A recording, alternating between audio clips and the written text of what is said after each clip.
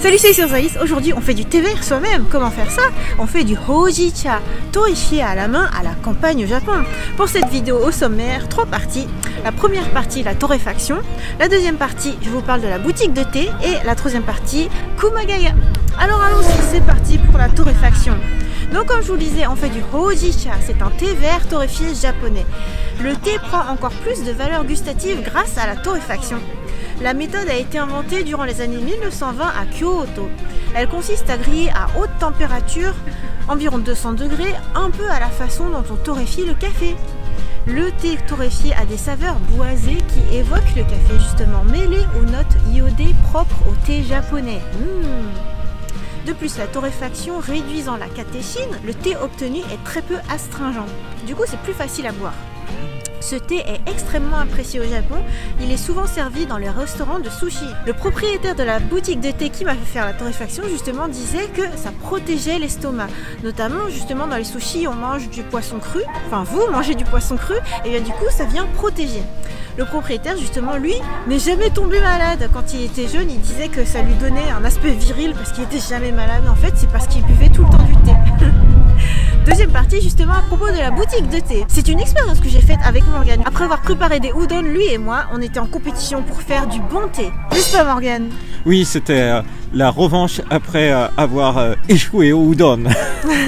Oh, t'as pas échoué. Alors juste pour vous remettre un petit peu dans le contexte, la boutique de thé est près du temple Shodenzan, c'est-à-dire le trésor national de la ville de Kumagaya. La boutique de thé s'appelle Kogashiya et le propriétaire torréfie lui-même le thé vert bio avec une machine. Très impressionnant d'ailleurs. Ouais, moi j'ai trouvé ça très intéressant à découvrir. Pour l'expérience, on l'a fait dans un genre de mini casserole. Parce que chez soi aussi on peut torréfier le thé. C'est très sympa parce que le thé qu'on a torréfié soi-même, il nous le met dans un sachet, exactement les mêmes sachets que les sachets en vente. Du coup on se dit waouh, c'est le truc qu'on a fait soi-même. Et après il nous dit vous pourrez comparer chez vous parce que ça n'aura pas la même saveur suivant comment on a réussi à bien faire griller le tout ou pas.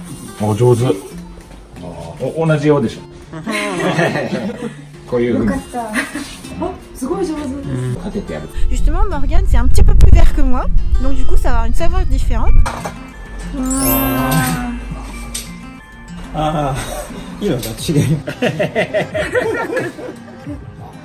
Et pour pouvoir déguster ça, il nous a offert un petit filtre parce que forcément nous on est en voyage, on n'a pas forcément la petite théière qu'il faut.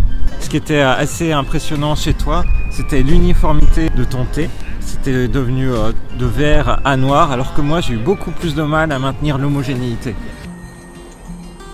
Faut que tu arrives un peu à les secouer parce que sinon il y a tout au fond c'est brûlé et en haut c'est pas... c'est bien.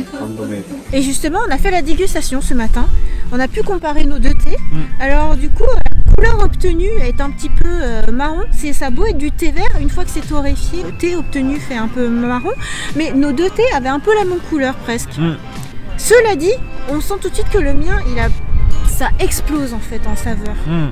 Parce que le tien en fait du coup c'était un peu moins prononcé. Oui c'est vrai, le tien ça rappelait un petit peu plus du coup comme tu dis les notes de café, alors que le mien paraissait plus verdoyant on va dire, un peu moins mûr. Du coup en fait je trouve que la torréfaction apporte vraiment quelque chose et après c'est selon le bon savoir-faire du torréfacteur justement. Il y a un réel intérêt. Troisième partie, parlons de Kumagaya à proprement parler. En fait j'ai envie de dire une bonne partie vient des gens. Mais avant de vous parler de ça, j'avais envie de vous dire que Kumagaya, je savais rien dessus, j'aurais jamais pensé à y aller si Taku nous avait pas invités. Et j'ai tapé forcément sur Google, sur Wikipédia, Kumagaya, hop. Déjà c'est à 60 km du centre de Tokyo, donc ça prend un petit peu de temps pour y aller. En même temps c'est pas si éloigné que ça, mais c'est déjà la campagne. Quand on arrive on voit plein de pâturages, non, de grands champs plutôt, des champs de culture de légumes. Et Wikipédia, la première chose qu'ils disent c'est que c'est l'endroit où il y a le record dans le Japon de chaleur. Parce que au niveau de la typologie c'est une ville qui fait que ça vient accumuler de la chaleur. Il y a eu un record à 41,1 degrés. C'est fou. En mois de juillet. Oh là là, ça doit être terrible. Et inversement, quand on y est allé, il y avait un grand vent, un vent de fou.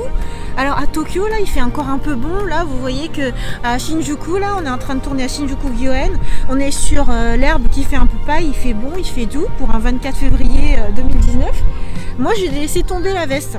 Ah, j'ai rarement eu aussi froid qu'à Kumagaya pour la peine. Voilà, inversement, Kumagaya fait froid. Oh là là. Il fait froid parce qu'il y a un vent sec qui nous arrive des montagnes et c'est impressionnant quoi.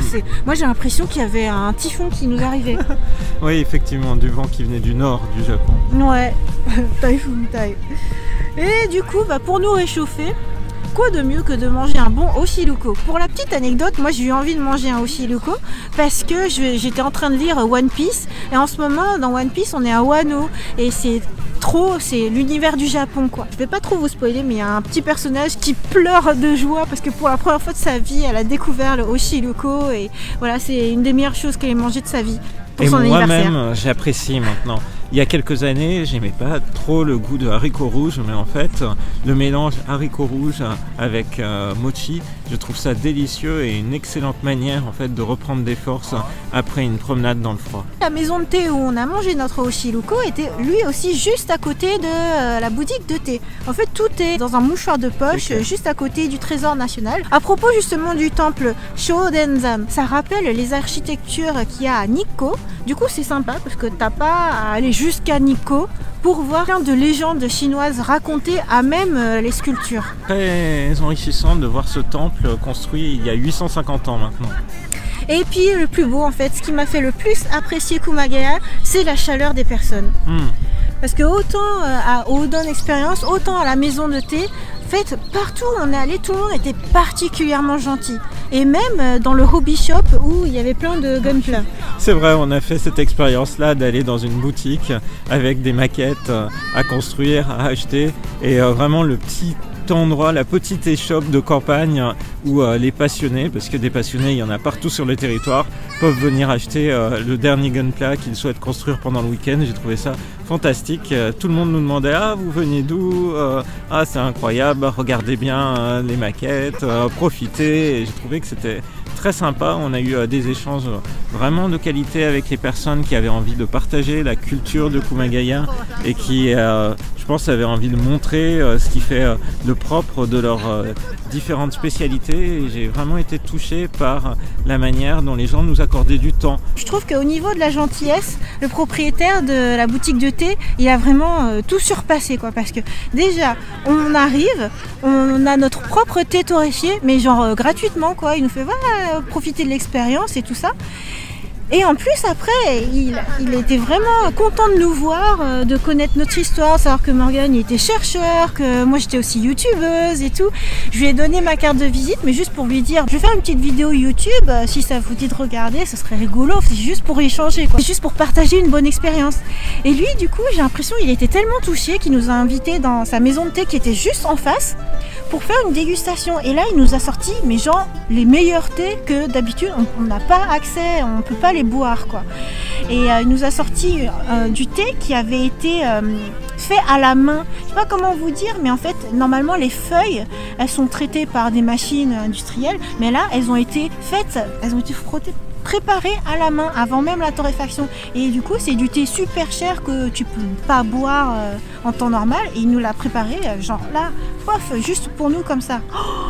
Et après pour comparer avec du thé normal, donc il nous montrait bien la différence, il disait voilà, quand vous regardez les feuilles de thé de qualité, on dirait presque que c'est du nori. Et après quand vous le goûtez, tu sens vraiment les saveurs iodées, il y a du umami qui ressort.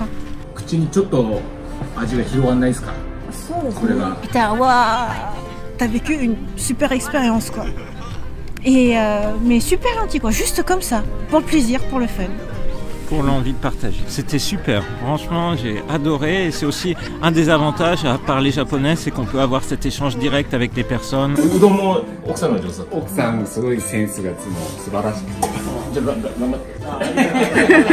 Qui donne envie aussi aux gens d'échanger. Moi je trouve que c'est un des moments où je me dis je suis content d'avoir appris le japonais parce qu'on a pu avoir cette qualité d'échange.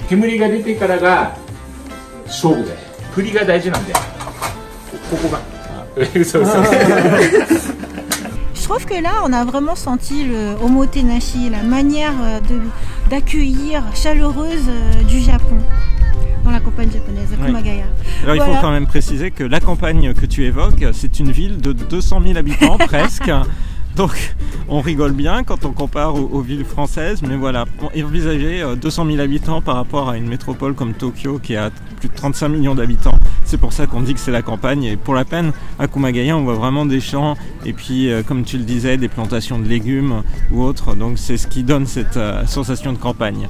Ouais, bon, donc c'est la campagne, mais c'est pas si loin de Tokyo, et puis en plus t'as quand même plein de commodités, il y a des transports, la gare est bien fournie, t'as des toilettes partout, enfin voilà, c'est pas non plus la loose quoi. C'est pour ça, c'est facile d'accès, c'est assez tranquille pour profiter de lieux qui sont pas si touristiques que ça, et puis bah voilà, t'as quand même une sensation d'authenticité, c'est très sympa.